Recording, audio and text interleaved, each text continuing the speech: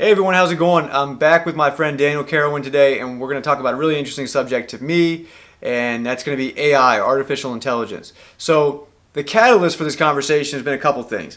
Mostly it's been film and television in the last year or so. So kind of started some bigger conversations with Ex Machina, and then of course there was an interesting television show called Humans, and then recently Westworld's kind of blown up, and everyone's talking about AI now. So I find this subject really fascinating for a lot of different reasons.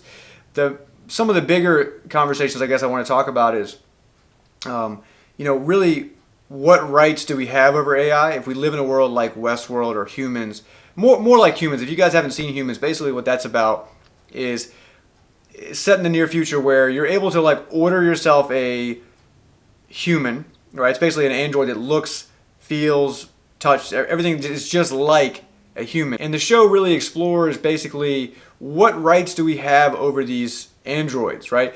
It's obviously just a simple thing. It's like a blender or whatever, except it looks like a human and talks like a human and has in theory, a mind, or a CPU in this case, a mind that's capable of human-like interaction and human-like thoughts. So that's the conversation I want to talk about is if I want to have sex with this toaster, do I have the right to do so?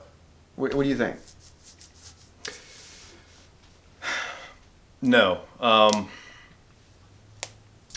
This is obviously a very difficult question to answer on some levels, and on some levels it's a very easy question to answer in terms of we just can't go around having sexual relations with anything and everything that we want to, anytime we want to. In this case, we're talking about robots. We're not talking about necessarily AI with sentient feelings. We're talking about robots, as you said, that don't necessarily have that. They have a CPU, Right. but they have human-like qualities about them. So the issue there to me would be association. So if you can do that to something that has those human-like qualities, what's going to stop you? I mean, for somebody who might not be able to make distinctions, and I think that's actually a lot of people. A lot of people don't, they blur distinctions in their minds. Once they can do A, they think they can do B and C. And so you lead into a potential societal issue wherein if you can do A, what's going to happen, what's going to be the ramification for B and C? And B and C would be, in this case, larger society as a Right. whole, or just interactions within somebody's life when you can basically, you start objectifying certain objects. Where does that extend out into the social sphere outside of that particular object? So I think that's interesting because that goes to the greater point here, which is I'm actually a little bit different on this one because I don't think it's good for the world. I don't think it's good for anybody. However, I also have to recognize this device as an attractive toaster.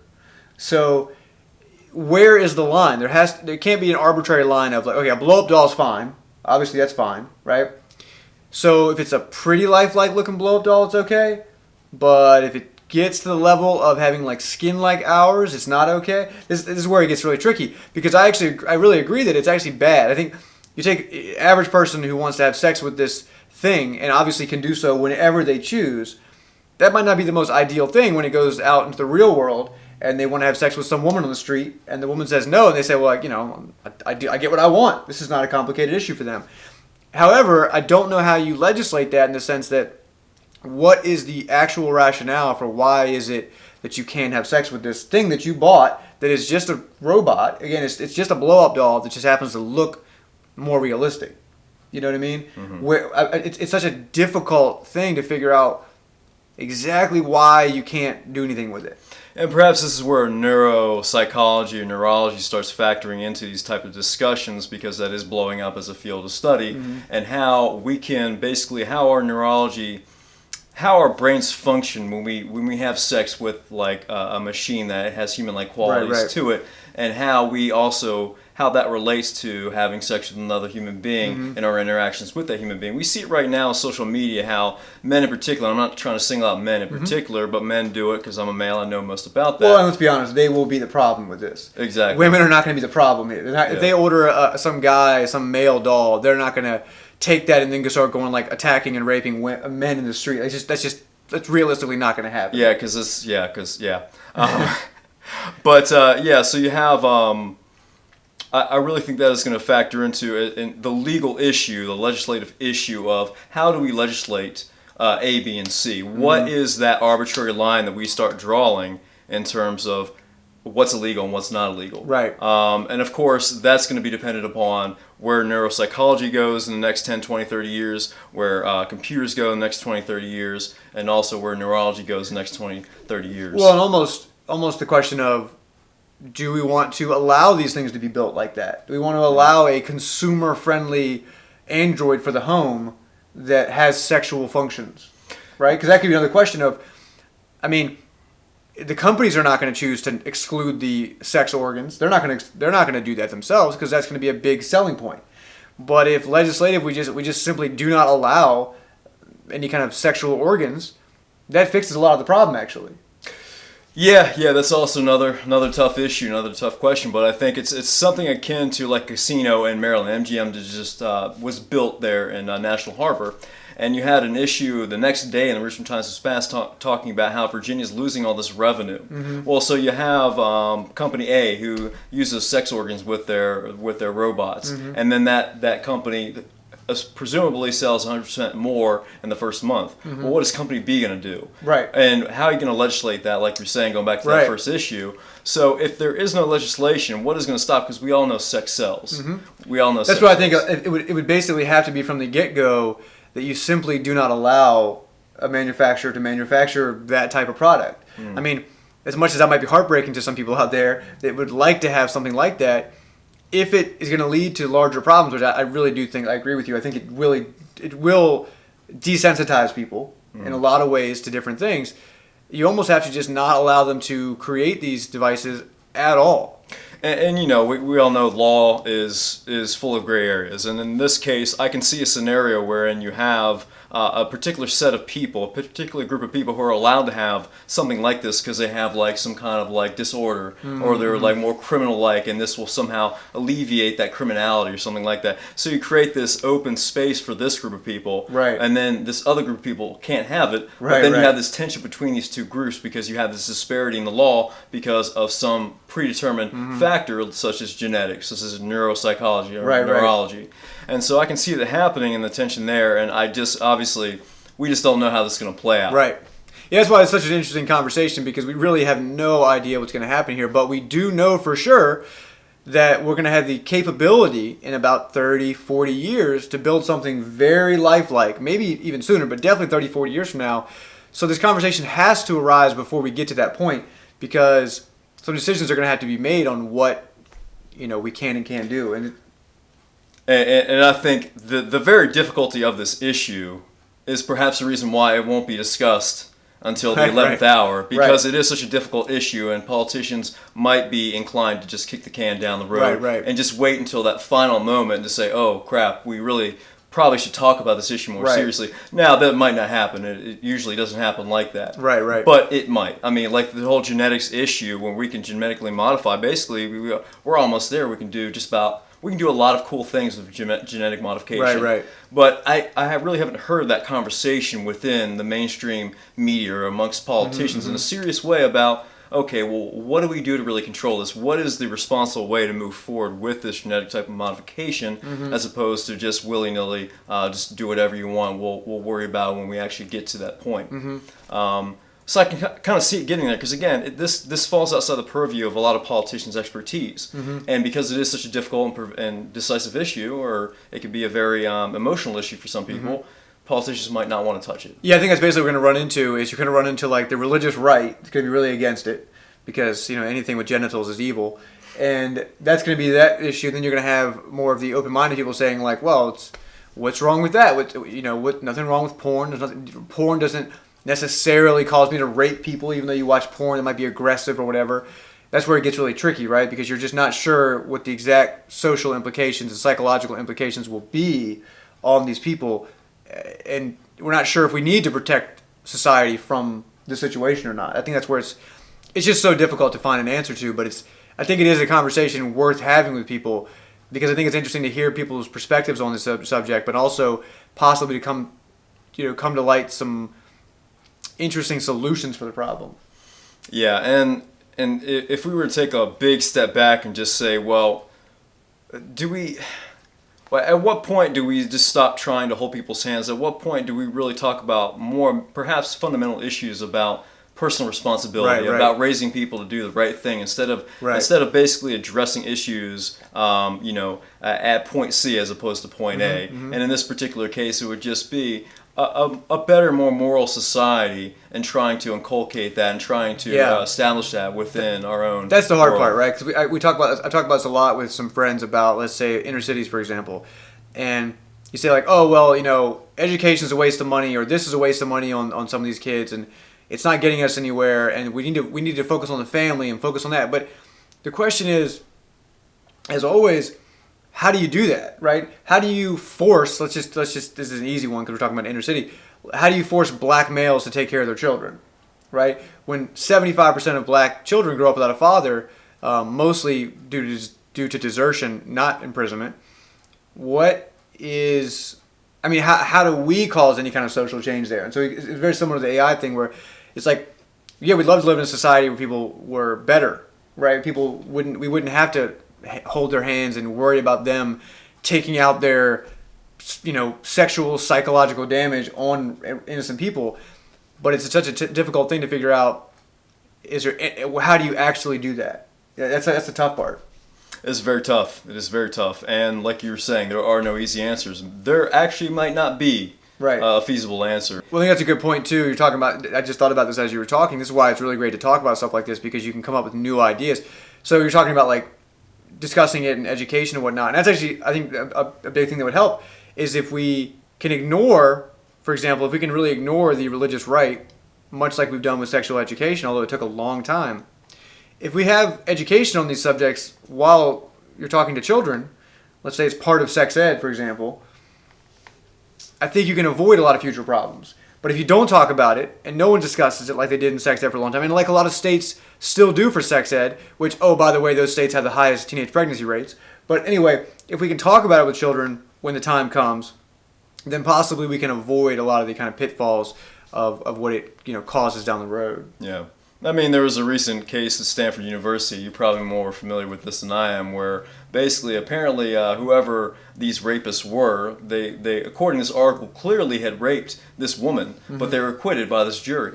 And it goes back to this just lack of wanting to discuss these issues that are considered taboo somehow, even though they're so important. I mean, that's a whole other conversation there, because I don't think he was acquitted. He got like 90 days. Okay. For essentially ruining someone's life. That's a bigger issue there, because you start getting into rape in general and why rape is it's just still an insanely under-prosecuted crime. I mean, the fact that your general average rape, when convicted, you get 2 to 3 years in jail for is fucking insane. I mean, that's a mind-blowing act, and you're really ruining someone's life, at least in the current moment, and possibly for the next 40, 50 years of their life. They're going to have intimacy issues and psychological damage and whatever, and you get 2 or 3 years in jail. I mean, it's crazy. But in most of these college cases, you actually get 0, because most of the colleges will cover it up, and or even if it does go to the police and you do get tried and you do get convicted, well, he's just a young student, college athlete. He didn't mean to do it. He's going to be better, so he gets 90 days in jail for possibly ruining someone's life. That's even crazier. Right, and just to bring it back to these robots and these sexual organs and the willingness to discuss it openly and honestly. Yeah. It's very, very, very important, especially at its initiation. So we don't have to, like we're doing with rape right now. We're talking about it. Obviously, this has happened for thousands of years. But within our society, within this society, we've only really started talking about it, for the past 10, 20, 30 years. Right. The women's movement, they've pretty much talked about this from the get-go. But it's really become mainstream in the past 10, 20, 30 years. Yeah. And we still haven't addressed a lot of fundamental issues. I agree. The big issue for me with AI is that there is an inverse relationship between the rise of AI and the downfall of human liberty. And the reason for that is because a reliance on something outside of our own persons, at least has historically, from what I can tell, has decreased our own self-reliance. So, for instance, how many of us in modern society could really go out if we were just if we were dropped off in the middle of nowhere, survive? If there were no city, towns, whatever, 100 miles away. And that's kind of what I'm talking about, and that might be a peripheral issue, but I think it still speaks to the idea that we have lost an ability to rely upon ourselves. And that, to me, is also a reduction in our own liberty insofar as when we have to rely on others, I mean, just inherently there is a zero-sum game. And so I see that with AI, and that's, again, there are many issues that we can discuss regarding AI, but that to me is a big thing, and it's not something that I've really heard talked about too much besides Sam Harris. Yeah, well, I guess the question is going to be, the question I would have is, what does it ultimately mean, right? Because I actually do not have as much of a problem with something like that. Like, I mean, I don't give a shit about surviving in the wilderness or something like that because I simply don't need to. It's no different than like needing to, be able to build my own table. I don't need to build my own table. I can just simply buy a table. So you get this thing of like, where's the line there, and what's the ultimate implication of this loss of ability? Do you know what I mean? Right. And these objects obviously have the ability to, at least in theory, to do anything.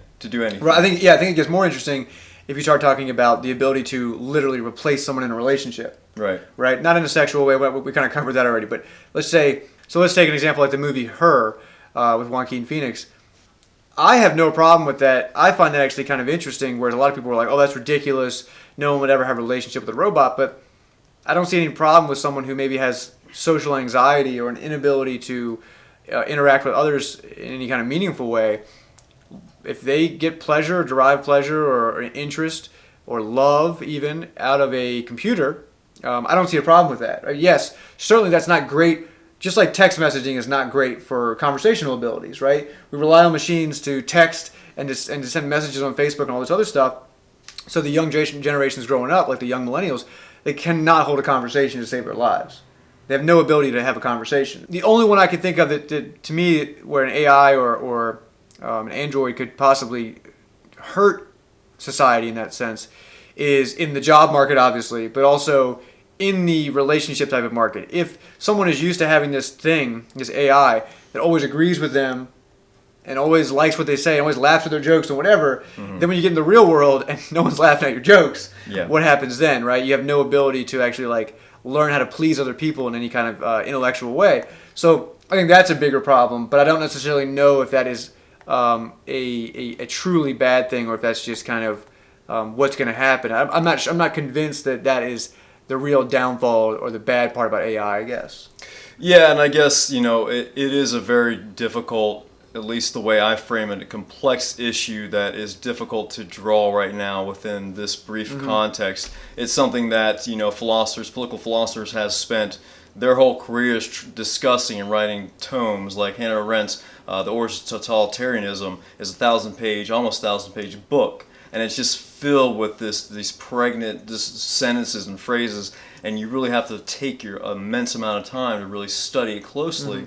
And so that's the kind of like complex issues that we're talking about in terms of human psychology, in terms of our relationships with one another and with AI, and how that affects us within the political sphere, and especially within a country, a political system where we have to participate, where we have to be knowledgeable, where we have to interact with one another in a meaningful way. Yeah. That is what, ideally is what holds our system up. So if we can't do that, like you said, if I have a robot or AI that's always laughing at my jokes, that's always agreeing with me, I laugh at them, or they talk back and forth, and I go out into the real world and I talk to, you're another human being, I'm another human being, and you're going to start disagreeing with me, then what does that do with me? How do I feel? How do I respond to that? What does that mean in terms of sustaining our political system, which is based, again, upon constructive discourse? Yeah, well, our political system is pretty much lost any kind of, any kind of serious constructive discourse, right? Exactly. You can't even do that anymore. The future job market, right, due to AI. I think this is something that I get very frustrated by talking to a lot of conservatives when they talk about this. They don't want to have a strong social safety net, and they don't want to be like Europe. But there is no question that is where we're headed. I mean, there will be probably half the jobs available in the world that there are now another 50, 60 years from now. There's just no need. If you own a McDonald's or if you own a factory, if you own any type of business, if you can pay a one-time fee to have a robot that does everything versus paying someone a salary, you're going to get the robot every single time. There's no reason you wouldn't. And especially the way that our country works as far as the level of greed, you don't care about other people. You're not going to say, well, I want to keep jobs in town. No, you're just going to make money. That's just the nature of greed and the nature of capitalism, right? So the bigger question then is, what do we do at that point with the 50% unemployment rate or whatever unemployment rate that we have at the point?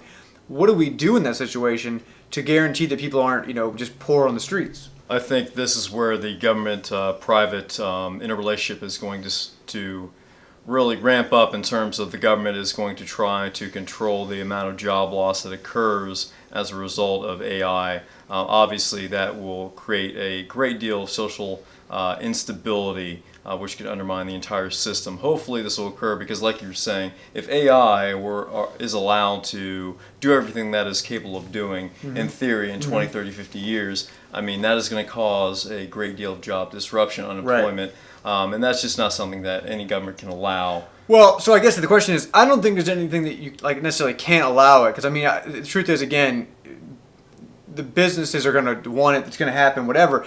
I think the bigger solution is going to be, we're just going to have to go towards more of a European system, even more so, where people that want to own these factories and or own these businesses where they are just hiring robots, and they're making a shit ton of money because of that, right? They have just imagine if you started a business tomorrow, and instead of having employees, you had to buy just a couple robots, right? And the upfront cost was about the same for the first year or two, and the next 50 years of that business, as long as the robots don't break down, you're making 5-10 times the profit you would have made.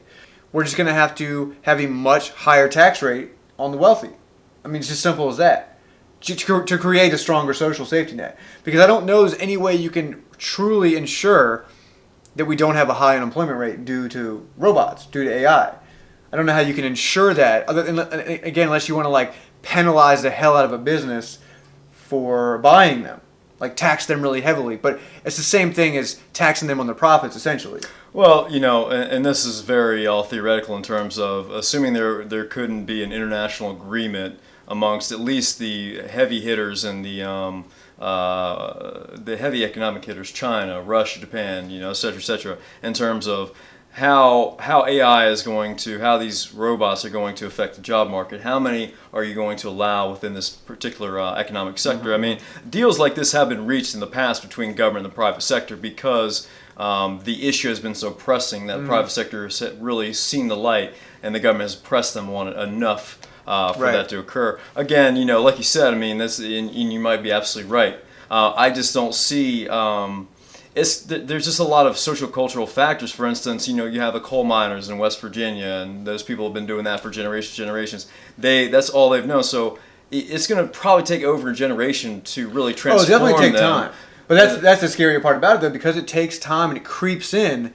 There might not be a big conversation about stopping the AI or higher taxes on the wealthy or whatever in a quick way. It might take 20, 30 years of a slow build, and all of a sudden we've crept up to a 15% unemployment or a 20% unemployment. You know what I mean? Mm-hmm. That's the scarier part, is if we don't take it seriously early on before it kind of kicks in, the businesses are going to be using them more and more and more and more. All of a sudden, it's such a part of their business that you can't stop them from doing it. You can't stop them from using it, right? And then we haven't raised the tax on the wealthy enough, let's say, at that point. The social safety net might not be strong enough at that point. So everything kind of breaks down. I think that's why it's so important to talk about it and for people to fucking acknowledge and realize this is going to happen. There's no way to avoid this scenario. I mean, it's going, like I said, I've had a lot of debates with conservatives about this, and they say, oh, well, we'll be fine, blah, blah, blah. We'll always be able to find jobs for people. They said the same thing about manufacturing, right? We'll always be able to find, well, guess what? They're gone. The manufacturing jobs are leaving. And some may come back, some may not. Most of them will not. And the AI is going to be the same way. We have to have an honest conversation, I think, about the fact that this is going to happen. I mean, there's nothing, it's definitely going to hit. It's just a matter of how long and what do we do about it, right? Well, how much within the economic sector? Certainly, yeah. I mean, there's this, again, it's very difficult to really see what factors are going to come into play in 10, 20, 30 years from now. It's going to be very, very interesting for us to see as we grow older, and hopefully we'll be retired by the time we have to really, it hits us, so we can take a more active role in trying to shape things from an outside perspective as opposed to inside perspective. Yeah, and I think the best thing we can do, like we've been talking about, is to just talk about it. Yeah. Right? If you just get the issues out there and have people understand the real problems here that it may cause, there's other great things that AI is going to do as well, but a lot of the problems it's going to cause, I think that's the main thing. I think we're going to do another talk in the future about the dangers of AI, not the economic dangers or the sexual dangers or psychological dangers, but the actual theoretical, real dangers that AI could pose. An example is something like Ex Machina, where they may be able to actually deceive us. That's kind of the scarier part about AI, is if it keeps learning, is able to deceive and have these more kind of mischievous functionality. That's kind of the scarier part. So we're going to have a discussion on that in the future. I hope you guys like the conversation. I want to thank Daniel again for showing up and talking to me about all this stuff. This is all stuff that's always rattling around in my mind that I like to talk about. Hopefully you guys like the talk. Let me know down in the comment section what you thought. If you have any questions or comments about AI and all that kind of stuff. And again, we'll definitely see you guys in the future conversations of AI and talk about the dangers of it more. And otherwise, I'll see you guys at the next Culture Critic.